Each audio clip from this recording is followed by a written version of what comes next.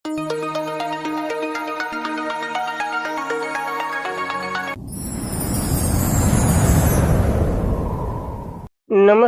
ગુજરાતના અધિકારી મિત્રો, આજે આપણે 9 માર્ચ 2026નું મોસ્ટ ઇમ્પોર્ટન્ટ કરંટ અફેર સાથે સાથે જીકે અને જીએસ વિશે ચર્ચા કરવાના છે।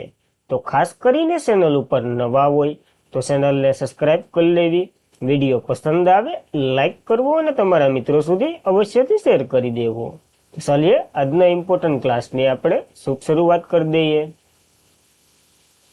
તો ભારતમાં કયા દિવસે દેશભરમાં જન ઔષધિ દિવસ મનાવવામાં આવે છે? તો 7 માર્ચે આ દિવસ આપણે મનાવીએ છીએ। જ્યારે આપણે આ સપ્તાહની શરૂઆત કરી હતી ને ત્યારે આ દિવસ વિશે ચર્ચા કરી હતી, તો ઇમ્પોર્ટન્ટ છે। દર વર્ષે 7 માર્ચે દેશભરમાં જન ઔષધિ દિવસ મનાવવામાં આવે છે, જેનો હેતુ જનરેટિક દવાના ફાયદા વિશે જાગૃતિ લાવવા, લોકો અને ઉપયોગમાં લેવા થઈને પ્રોત્સાહન આપવું। આ પહેલ ઔષધિ કેન્દ્રની ભૂમિકાને પ્રકાશિત કરે। ભારતમાં સ્થાપિત ખાસ કરીને જે ફાર્માસ્યુટિકલ છે ને, ડાયાબિટીસ, હાઇપરટેન્શન, ચેપ અને હૃદયરોગ જેવા સામાન્ય રોગોની સ્થિતિમાં દબાયેલી જે દવા વેચાય ને એ સસ્તી થાય એના માટે છે। અને આના જ અંતર્ગત 50 થી 60% જેટલી દવાઓ સસ્તી પણ થઈ છે, તો ઇમ્પોર્ટન્ટ બને છે। અને આ વખતે આપણે 8 જાન્યુઆરી એટલે કે 8મી વખત જાન્યુઆરીને ઔષધિ દિવસની ઉજવણી કરી રહ્યા છે। આ થોડીક ટાઈપ મિસ્ટેક છે। 8 માર્ચે આપણે 7 માર્ચે મનાવીએ છીએ અને 8મું જે જન ઔષધિ દિવસ છે ને એ મનાવી રહ્યા છે, ટૂંકમાં 8મી આવૃત્તિ છે। આનીથી જન ઔષધિ સસ્તું અને વિશ્વસનીય થાય। આનું લોન્ચિંગ રસાયણ અને ખાતર મંત્રાલય દ્વારા નવેમ્બર 2008માં કરવામાં આવ્યું હતું। પછી 2015માં આનું નામ બદલી પીએમ જન ઔષધિ યોજના રાખ્યું। તોય ન ગમ્યું, 2016માં પીએમ ભારતીય જન ઔષધિ યોજના આનું નામ કરવામાં આવ્યું હતું। અને પ્રથમ જન ઔષધિ કેન્દ્ર 2008માં સ્થાપિત થયું હતું પંજાબના અમૃતસરમાં। હવે માર્ચ 2027 સુધીમાં 25,000 કેન્દ્રો ખોલવાનો આપણો લક્ષ્ય છે, કારણ કે આના અંતર્ગત દવાઓ સસ્તી થઈ રહી છે। તો સામાન્ય વર્ગ અથવા તો નબળા જે વર્ગો હોય એ સારી એવી પ્રોડક્ટવાળી દવા લઈ શકે, એ આનો ઉદ્દેશ્ય છે। ભારતની બહાર સૌપ્રથમ જન ઔષધિ કેન્દ્ર ક્યાં ખોલવામાં આવ્યું હતું? ઇમ્પોર્ટન્ટ પ્રશ્ન છે અને પીવાયક્યુ પર તમે કહી શકો મોરિશિયસમાં ખોલવામાં આવ્યું હતું। અગાઉ પૂછાઈ ગયો તો યાદ રાખવો પડશે। ત્યારબાદ માર્ચના દિવસો જોઈ લઈએ। 1 માર્ચ શૂન્ય ભેદભાવ દિવસ, વિશ્વ નાગરિક સંરક્ષણ દિવસ અને વિશ્વ સિગ્રામ દિવસ। 3 માર્ચે વિશ્વ વન્યજીવ દિવસ અને વિશ્વ શ્રવણ દિવસ। 4 માર્ચે રાષ્ટ્રીય સલામતી દિવસ અને વિશ્વ સ્થૂળતા દિવસ। 5 માર્ચે આંતરરાષ્ટ્રીય નિઃશસ્ત્રીકરણ અને અપ્રસાર જાગૃતિ દિવસ આપણે મનાવી ચૂક્યા છે। અને આ 7 માર્ચનો દિવસ એક એડ કરી દેવો તો ખાસ ઇમ્પોર્ટન્ટ બનશે આ માર્ચ મહિનાના દિવસો। ત્યારબાદ કઈ રાજ્ય સરકારે મહિલાઓ સ્ટાર્ટઅપ માટે હર સ્ટાર 5 લોન્ચ કર્યું છે? તો ગુજરાતે લોન્ચ કર્યું છે। ભૂપેન્દ્ર પટેલની અધ્યક્ષતામાં અમદાવાદ ખાતે લોન્ચ કરવામાં આવ્યું છે। તો ગુજરાત સરકારે રાજ્યમાં મહિલાઓ દ્વારા સંચાલિત સ્ટાર્ટઅપ અને ઉદ્યોગ સાહસિકને મજબૂત બનાવવા માટે એક મોટી પહેલમાં હર સ્ટાર 5 શરૂ કર્યું છે। આનું ઉદ્ઘાટન કાર્યક્રમ મુખ્યમંત્રી ભૂપેન્દ્ર પટેલ દ્વારા અમદાવાદમાં જે ગુજરાત યુનિવર્સિટી છે ને ત્યાં કર્યો હતો। અને ગુજરાત યુનિવર્સિટીના શું કહેવાય કોન્ક્લેવનું નામ પણ ફેરવી દીધું છે। આ કાર્યક્રમ એક નવો સંશોધન પાર્કનું ઉદ્ઘાટન થયું અને આ પ્રદેશમાં નવીનીકરણ અને ઉદ્યોગ સાહસિકને પ્રોત્સાહન મળશે। હર સ્ટાર 5 જે ગુજરાતમાં કાર્યક્રમ ગુજરાત યુનિવર્સિટીના સ્ટાર્ટઅપ અને ઉદ્યોગ સાહસની પરિષદ દ્વારા ચલાવવામાં આવ્યું હતું। આનાથી શું થાય તો સેમિકન્ડક્ટર, શિપ ડિઝાઇન અને ડીપ ટેક જેવા ક્ષેત્રમાં કામ કરતી મહિલાઓને પ્રોત્સાહન મળશે આ યોજના અંતર્ગત, અથવા તો તમને શું કહે આ પહેલ અંતર્ગત। તો ખાસ એના માટેનું મહત્વ છે, યાદ રાખવું। અને ગુજરાત યુનિવર્સિટી જ્યાં યોજાયું હતું ત્યાં કન્વેન્શન હોલનું નામ બદલી અને વિદ્યા ગૌરી નીલકંઠ જે ભારતના કયા તો કે પ્રથમ ગ્રેજ્યુએટ મહિલા તમે કહી શકો, એટલે કે સ્નાતક હતા, એ પણ ઘણીવાર પ્રશ્ન પૂછાઈ ગયો છે, એના નામ ઉપર રાખવામાં આવ્યું છે। તો નામ બદલીનો ક્વેશ્ચન છે તો આપણને યાદ રાખવો પડશે। ત્યારબાદ રાષ્ટ્રપતિએ કેટલા નવા રાજ્યપાલ અને ઉપરાજ્યપાલોની નિમણૂક કરી અથવા બદલી કરી છે? તો 9 રાજ્ય અથવા તો કેન્દ્ર શાસિત પ્રદેશના રાજ્યપાલો અને ઉપરાજ્યપાલોની બદલી અને નિમણૂકને વગેરેના રાજીનામાને વગેરે સ્વીકાર્યા છે। તો ફટાફટ જોઈ લે અને મોસ્ટ ઇમ્પોર્ટન્ટ પ્રશ્ન બની રહ્યો છે, કારણ કે સૌથી મોટું તો તમે ન કહી શકો, બહુ સારી એવી બદલી છે। તો દ્રૌપદી મુર્મુએ અનેક ભારતીય રાજ્ય અને કેન્દ્ર શાસિત પ્રદેશના ગવર્નર, લેફ્ટનન્ટ ગવર્નર પ્રદેશો મોટા ફેરફાર જાહેર કર્યા છે। હિમાચલ પ્રદેશના જે રાજ્યપાલ હતા ને શિવ પ્રતાપ શુક્લા, એને તેલંગાણાના નવા રાજ્યપાલ તરીકે નિયુક્ત કર્યા છે। આ દરમિયાન તેલંગાણાના જે વર્તમાન રાજ્યપાલ હતા જિષ્ણુદેવ વર્મા, એને મહારાષ્ટ્રના રાજ્યપાલ બનાવ્યા છે। મહારાષ્ટ્રનો વધારાનો ચાર્જ ગુજરાતના રાજ્યપાલ આચાર્ય દેવવ્રત પાસે હતો, એ લઈ અને હવે મહારાષ્ટ્રના નવા રાજ્યપાલ આવી ગયા જિષ્ણુદેવ વર્મા, તો એ યાદ રાખો. બિહાર વિધાનસભાના ભૂતપૂર્વ અધ્યક્ષ નંદકિશોર યાદવને નાગાલેન્ડના રાજ્યપાલ તરીકે બનાવ્યા છે. અને જ્યારે લેફ્ટનન્ટ જનરલ છે ને નિવૃત્ત સૈયદ અતા હુસેન, એને બિહારના નવા રાજ્યપાલ તરીકે બનાવવામાં આવ્યા છે. તો 4 થી 5 રાજ્ય તો અહીંયા જ છે, યાદ રાખવા. ત્યારબાદ પશ્ચિમ બંગાળ અને તમિલનાડુમાં પરિવર્તન થવા એટલે કે થયા છે. તમિલનાડુના રાજ્યપાલ RN રવિ એને પશ્ચિમ બંગાળના રાજ્યપાલ તરીકે નિયુક્ત કરવામાં આવ્યા. જ્યારે રાષ્ટ્રપતિએ જે પશ્ચિમ બંગાળના રાજ્યપાલ હતા ને ડોક્ટર CV આનંદ બોઝ, એનું રાજીનામું સ્વીકાર્યું અને ત્યાં વચગાળાના જે વ્યવસ્થા તરીકે કેરળના રાજ્યપાલ રાજેન્દ્ર વિશ્વનાથ આલેકર, જેની ઉપર લાગ્યું હતું ને મહાભિયોગ જેવી પ્રક્રિયા, નિયુક્ત થયું હતું વગેરે, એને આ તમિલનાડુના નવા રાજ્યપાલ બનાવ્યા છે. હાલમાં લદ્દાખના લેફ્ટનન્ટ ગવર્નર જનરલ સેવા આપી રહ્યા હતા કવિન્દ્ર ગુપ્તા, એને હિમાચલ પ્રદેશના રાજ્યપાલ તરીકે નિયુક્ત કર્યા છે. જ્યારે દિલ્હીના લેફ્ટનન્ટ ગવર્નર વિનય કુમાર સક્સેના એને લદ્દાખના લેફ્ટનન્ટ ગવર્નર તરીકે સેવા આપશે.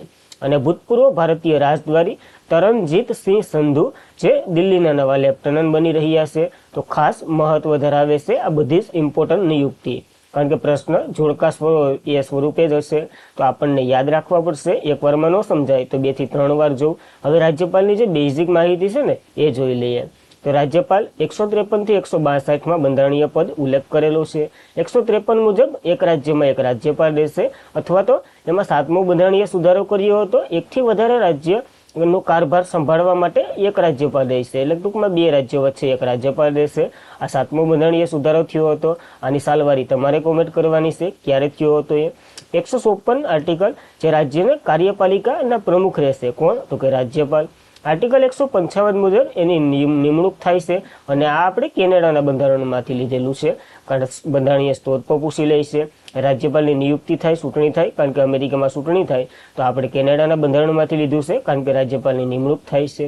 આર્ટિકલ 156, જે સામાન્ય 5 વર્ષનો એનો કાર્યકાળ હોય છે, રાષ્ટ્રપતિની મરજી હોય અથવા તો પોતે રાજીનામું ન આપે તો. આર્ટિકલ 157 એની યોગ્યતા છે, ભારતનો નાગરિક હોવો જોઈએ. ઉંમરની ખાસ કરીને વાત કરેલી છે, 35 વર્ષ હોવા જોઈએ, તો એ પણ યાદ રાખવું. આર્ટિકલ 158 એની શરતો આપેલી છે. આર્ટિકલ 159 એના શપથ છે, જે હાઈકોર્ટના મુખ્ય ન્યાયાધીશ એના શપથ લેવડાવે છે.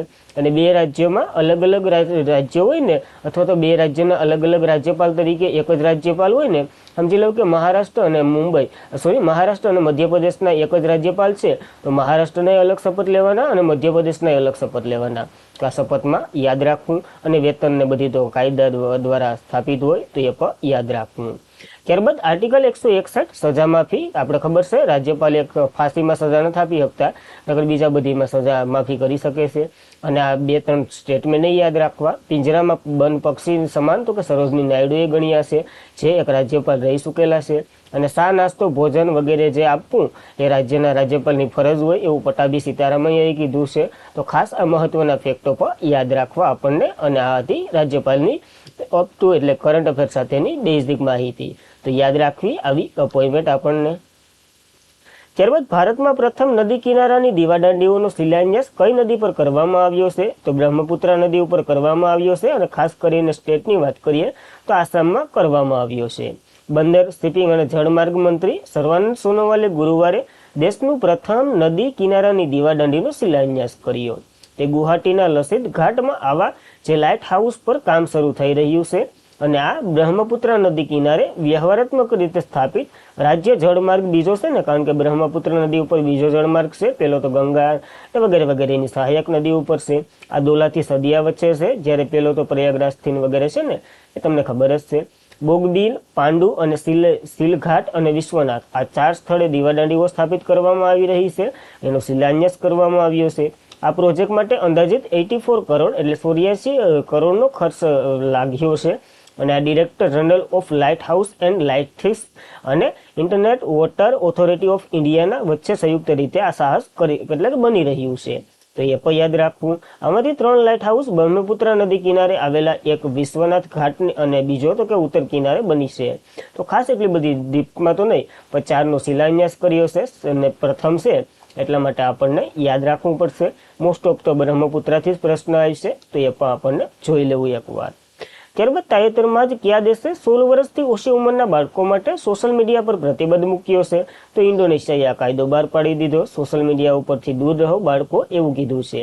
તો ઇન્ડોનેશિયા સરકારે 16 વર્ષથી ઓછી ઉંમરના બાળકો માટે સોશિયલ મીડિયા ઉપર પ્રતિબંધ મૂક્યો, એક નવો નિયમ જાહેર કર્યો છે. આ નીતિ 28 માર્ચ અમલમાં આવશે, જેનો હેતુ બાળકમાં જે સાયબર ધમકી, પોર્નોગ્રાફી, ઓનલાઈન છેતરપિંડી, વધુ પડતા ઇન્ટરનેટનો ઉપયોગ, જોખમી બચાવ આ વગેરે નીતિ, જેથી ટિકટોક, ફેસબુક, ઇન્સ્ટાગ્રામ, રોડબુક્સ ને વગેરે હવે અહીંયા પ્રતિબંધ થશે. તો ખાસ એના ઉપર યાદ રાખવું. ઇન્ડોનેશિયાએ આવો કાયદો બહાર પાડી લીધો છે. પેલો ઓસ્ટ્રેલિયાએ પાડ્યો હતો, એને 16 વર્ષ રાખ્યું હતું. ફ્રાન્સે પાડ્યો, એને 15 વર્ષના બાળકોમાં રાખ્યું હતું આ સોશિયલ મીડિયા ઉપર પ્રતિબંધ. જ્યારે એક દેશ યુનિક છે સાઉથ કોરિયા, એને સ્કૂલના વર્ગોમાં મોબાઈલ ફોન પર લઈ જવાનો પ્રતિબંધ મૂક્યો હતો. આવો કોઈ કાયદો નથી, તો આ એક અલગ છે. તો આપણને યાદ રાખવી આવી બેઝિક માહિતી. ઇન્ડોનેશિયાની વાત થઈ છે, યાદ રાખવું. ઇન્ડોનેશિયા અહીંયા આવેલું છે, ટાપુ સમૂહનો દેશ છે. કેપિટલ તો કે જકાર્તા છે, પણ એ ડૂબી રહ્યું છે એટલે એનું નવું કેપિટલ નુસંતારા છે, જે બોર્નિયો ટાપુ પર આવેલું છે. આનું ચલણ ઇન્ડોનેશિયન રૂપિયો છે. અને પૂર્વ એટલે પ્રમુખ પ્રબુદ્ધ સુબિયાન્તો છે. યાદ છે ને, આપણા ચીફ ગેસ્ટ રિયા સુકેલા છે કયા ઇવેન્ટમાં, એ તમારે કોમેન્ટ કરવાની છે. ત્યારબાદ કઈ સંસ્થાએ એઆઈ ટૂલ સુદર્શન તૈનાત કર્યું છે? તો સેબીએ તૈનાત કર્યું છે, અને આ તુહિકાંત પાંડે દ્વારા આપણને માહિતી મળી છે. તો યાદ રાખવું. Security and exchange board of India એટલે કે સેબીએ નોંધાયેલા જે નાણાકીય પ્રભાવો દ્વારા 1.2 લાખથી વધુ ભ્રામક સોશિયલ મીડિયા પોસ્ટને દૂર કરવાનો આદેશ આપ્યો, જેનાથી થિંક ફ્યુઝન્સ પણ કહેવામાં આવે છે. આ ડિજિટલ સ્પેસમાં ઉલ્લંઘન ટ્રેક કરવા અને આર્ટિફિશિયલ ઇન્ટેલિજન્સ ટૂલનો ઉપયોગ કરી આ પોસ્ટને બિન નોંધણીય ફાઇનાન્સિંગ ઇન્સ્ટિટ્યુશન એટલે કે નાણાકીય પ્રભાવો દ્વારા જે પોસ્ટ કરવામાં આવી છે ને, એનું લાયસન્સ વિનાનું રોકાણને સલાહ આપી રહ્યા છે ને, એ બધીને દૂર કરવાનું છે. ટૂંકમાં શું હોય, જો કે તમે શેર લેવાના છે તો ગમે એકને તો ફોલો કરતા હોય, એમને તો શેર માર્કેટમાં નહીં ડૂબી જાવ. તો એ તમે હવે જેને ફોલો કરો એની પાસે લાયસન્સ છે કે નથી, કે એમને પોતાના અંદાજો મુજબ જ જે ધબાધીકી શીખીએ, તો એવાને જે ધબાધીકી શીખે ને એ બધીને બંધ કરવાનો આનો ઉદ્દેશ્ય છે. સેબી દ્વારા વિકસાવવામાં આવેલ આ એઆઈ ટૂલ સુદર્શન છે, એક આર્ટિફિશિયલ ઇન્ટેલિજન્સ ટૂલ છે. જે ટૂલ ઇન્ટરનેટ પર વિવિધ ભાષાઓ, ઓડિયો, વિડીયો અને લેખિત સામગ્રીને ટેગ કરશે, અને જેનું ઉલ્લંઘન કરનારને પકડી અને સજા તો લગભગ નહીં કરે, એકાઉન્ટ બ્લોક ને એવું બધું કરવાના છે. તો ખાસ આનાથી દૂર રહેવું એવી આશા સાથે સેબીની વાત કરી લઈએ. ફૂલ ફોર્મ તો જોઈ ગયા. સેબીની સ્થાપના ભારત સરકાર દ્વારા 1988માં થઈ હતી, પરંતુ આને સત્તાવાર રીતે કાનૂની માન્યતા 1992માં મળી હતી. આનું મુખ્ય મથક મુંબઈ ખાતે છે. પ્રમુખ તો કે તુહિકાંત પાંડે છે. પેલા પ્રમુખ તો કે એસએસ દુબે હતા, અને પેલી મહિલા પ્રમુખે યાદ રાખવા માધવીપુરી બુશ હતા. તો ખાસ આ માહિતી આપણને યાદ રાખવી. ત્યારબાદ drugs control and general of ઇન્ડિયાના અધ્યક્ષનું નામ જણાવો, જેનો કાર્યકાળ 1 વર્ષ લંબાવવામાં આવ્યો છે. તો રાજીવ રઘુવંશી છે આનું નામ. ખાસ ઇમ્પોર્ટન્ટ બની રહ્યું છે, ડ્રગ્સને રોકવા માટેનું કાર્ય કરે. તો કેન્દ્ર સરકાર રાજીવસિંહ રઘુવંશીને ભારતના ટોચના ડ્રગ્સ રેગ્યુલેશન તરીકે 1 વર્ષના કાર્યકાળ માટે વધારવાની મંજૂરી આપી. 1 માર્ચથી અમલમાં આવશે, અને આ નિર્ણય તો કે drugs control general of India દ્વારા લેવામાં આવ્યો છે. તો યાદ રાખવું. ડ્રગ્સ કંટ્રોલ જનરલ ઓફ ઇન્ડિયાની વાત કરી લઈએ. ભારતની મુખ્ય દવાનું નિયમન કરતી આ સંસ્થા છે. તેઓએ સેન્ટ્રલ ડ્રગ્સ સ્ટાર્ટઅપ કંટ્રોલ ઓર્ગેનાઇઝેશનના વડા હોય છે, અને આનું કાર્ય દવાની મંજૂરી આપી, એટલે કે નવી દવા આવે એના ઉપર ટેસ્ટિંગ કરીને મંજૂરી આપી, ક્લિનિક ટ્રાયલ નિયમન અને દવાની સલામતીનું દેખરેખ કરવાનું આનું મુખ્ય કાર્ય હોય છે. તો ખાસ મહત્વની સંસ્થા બની રહી છે. આપણે એક તો જન ઔષધિ કેન્દ્ર જોઈએ, એટલે કે આ એના વિશે દિવસો તો જોઈએ જ છે. તો આ એક માહિતી પર યાદ રાખવી. ત્યારબાદ લંડનના લોયર જિયોગ્રાફી સોસાયટી તરફથી પ્રતિષ્ઠિત સંરક્ષણ પુરસ્કાર જીતનાર પ્રથમ ભારતીય કોણ બન્યા છે? તો કૃતિક કરંથ બન્યા છે. ખાસ ઇમ્પોર્ટન્ટ બની રહ્યા છે, એક પર્યાવરણવાદી છે. તો centre for world wide study ના સીઓ કૃતિક કરંથર, જે ગુરુવારે લંડન રોયલ જિયોગ્રાફી સોસાયટી તરફથી પ્રતિષ્ઠિત સંરક્ષણ પુરસ્કાર જીતનાર પ્રથમ ભારતીય બન્યા છે. એટલે મોસ્ટ ઇમ્પોર્ટન્ટ પ્રશ્ન બનશે, એમાં મહિલા છે તો ખાસ ઇમ્પોર્ટન્ટ બને. બેંગ્લોર સ્થિત કથર, જે વિશ્વના ઇકોસિસ્ટમને માનવને સમજ્યું, ગ્રહના જૈવ વિવિધતાને સુરક્ષિત રાખવા માટેના કાર્ય કર્યા, અને એના જ યોગદાન બદલ એના એવોર્ડ મળ્યો છે. રોયલ જિયોગ્રાફી સોસાયટી છે ને લંડન ખાતે, એના દ્વારા. તો મહત્વનો પોઈન્ટ બની રહ્યો છે, આપણને યાદ રાખવો પડશે.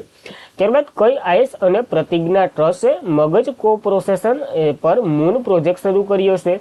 તો આઈસ બેંગ્લોર અને પ્રતિજ્ઞા ટ્રસ્ટ બંને દ્વારા આ શરૂ કરવામાં આવ્યું છે.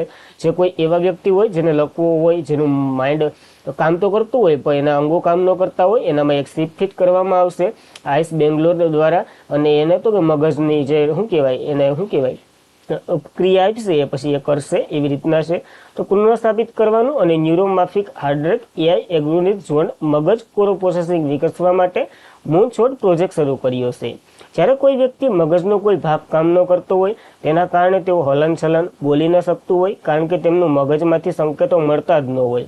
અને આવા કિસ્સામાં ન્યુમેરિક હાર્ટ એ મગજની નકલી ચિપ ફિટ કરશે અને આનો ઉપયોગ કરી એને બધી કાર્ય કરવા લાગશે એવું કહેવામાં આવ્યું છે. મગજ માટે મગજ સાવ પ્રોસેસર તરીકે કામ કરશે આ ચિપ. તો મહત્વની બની રહી છે જે આઈસ બેંગ્લોર અને પ્રતિભા ટ્રસ્ટ જે એને નાણાકીય સહાય પૂરી પાડી રહી છે, આ બંને દ્વારા વિકસાવવામાં આવી રહ્યું છે. તો આપણને યાદ રાખવું પડશે.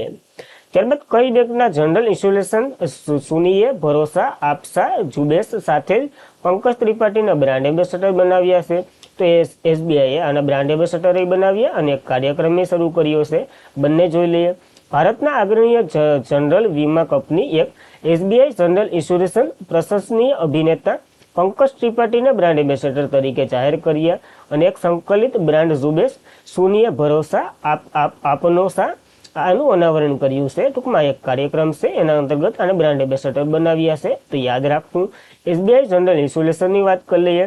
આની સ્થાપના 2009માં થઈ હતી. આનું હેડક્વાર્ટર મુંબઈમાં છે અને એમડી એન્ડ સીઓ નવીન ચંદ્ર છે. એસબીઆઈની વિશે તો આપણે ખબર જ છે. તો યાદ રાખવી આ બેઝિક માહિતી. અને આજના માટે એટલું જ હતું. ખાસ કરીને મિત્રો, વિડીયો પસંદ આવતો હોય તો લાઇક કરો, તમારા મિત્રોને શેર કરો, ચેનલ ઉપર નવા હોય તો અવશ્યથી સબસ્ક્રાઇબ કરી લો. હવે કાલનું રિવિઝન કરી લઈએ, પછી આપણે સૂતા પડીએ. 2027માં કેટલામી વસ્તી ગણતરીના માસ્કોટ પ્રગતિ અને વિકાસનું અનાવરણ કરવામાં આવ્યું છે. તો 16મી વસ્તી ગણતરી થવાની છે 2027માં. ક્યાં આયોજિત ટ્રાઇબલ આર્ટ ફેર 2026માં ભારતની સ્વદેશી સંસ્કૃતિની ઉજવણી થઈ રહી છે. તો નવી દિલ્હીમાં શરૂ થયો છે ટ્રાઇબલને લગતો. વધુ વજનવાળા અને સ્થૂળતા સાથે જીવતા બાળકોમાં ભારતનો વૈશ્વિક ક્રમ તો કે બીજો છે. પહેલા નંબર ઉપર ચાઇના નૂડલ્સ વાળા છે. તો યાદ રાખવું. કયા દેશમાં આવેલા યેલોસન 6 વર્ષ પછી ફરીથી ઇસિન ગીઝર ફાટી નીકળ્યો, એટલે ગરમ પાણીનો ફુવારો ફાટી નીકળ્યો. તો આજે પેલું નેશનલ પાર્ક તમે કહી શકો વિશ્વનું અમેરિકા ખાતે આવેલું છે. કયા દેશના ફિટ એલેન T20 વર્લ્ડ કપમાં સૌથી ઝડપી સદી ફટકારી નાખી છે. તો ન્યુઝીલેન્ડના ખેલાડી છે. યાદ રાખવા. કયા રાજ્યે જાહેર કરી કે 2 કે તેથી વધુ બાળકો ધરાવતા માતા પિતાઓને 25,000 રૂપિયાની સહાય આપશું. આંધ્રપ્રદેશે જાહેર કરી, કારણ કે અહીંયા બાળકોનો રેશિયો હાવ ઓછો છે એટલા માટે. તાજેતરમાં જ રક્તપીડ મુક્ત જાહેર થનાર વિશ્વનો બીજો દેશ કયો બન્યો? પહેલો જોર્ડન હતું, બીજો સીલી બન્યો છે. તો બંને યાદ રાખવા. Times woman of the year યાદીમાં એજ્યુકેશન ગર્લ્સના કયા વ્યક્તિની પસંદગી કરવામાં આવી છે? તો સફીના હુસેનની પસંદગી કરવામાં આવી છે, ખાસ કરીને મહિલાઓના એજ્યુકેશન બાબતે. નજીકના સરકારી આરોગ્ય સુવિધા વિશે માહિતી મેળવવા કયા રાજ્ય સરકારે મી હેલ્થ એપ્લિકેશન શરૂ કરી છે? તો કેરળ સરકારે કરી છે. આનાથી એપોઇન્ટમેન્ટ ઓનલાઈન મળી શકે છે. વિકો સેટ-1 એ કયા રાજ્યના વિદ્યાર્થીઓ દ્વારા વિકસાવવામાં આવેલ મિની ઉપગ્રહ છે? તો તમિલનાડુના વિદ્યાર્થીઓએ આવું કારનામું કરી નાખ્યું છે. યાદ રાખવું. અને આજના માટે એટલું જ હતું. ખાસ કરીને મિત્રો, વિડીયો પસંદ આવતો હોય તો લાઇક કરો, તમારા મિત્રોને શેર કરો. ચેનલ ઉપર નવા હોય તો અવશ્યથી સબસ્ક્રાઇબ કરી લો. પીડીએફ, સ્ટડી મટીરિયલ વગેરે માટે ટેલિગ્રામમાં જોઈન્ટ થઈ જવું, જીજી ઓફિસર, અથવા તો એની લિંક તમને ડિસ્ક્રિપ્શનમાં મળી જશે. તો મહેનત બહુ લાગે છે, તો પ્લીઝ એક લાઇક અને શેર અવશ્યથી કરજો. તમારા મિત્રો સુધી આ માહિતી પુગાડજો, કારણ કે આવી શોર્ટ ટાઈમમાં કોઈ આવી રીતના કન્ટેન્ટ નથી આપતું, અને આપતું હોય તો આપણા નજરમાં નથી. તો એનું જોવું, બીજું તો કંઈ ન કરી શકીએ. તો બસ આજના માટે એટલું જ હતું. જય હિન્દ, જય ભારત, ધન્યવાદ.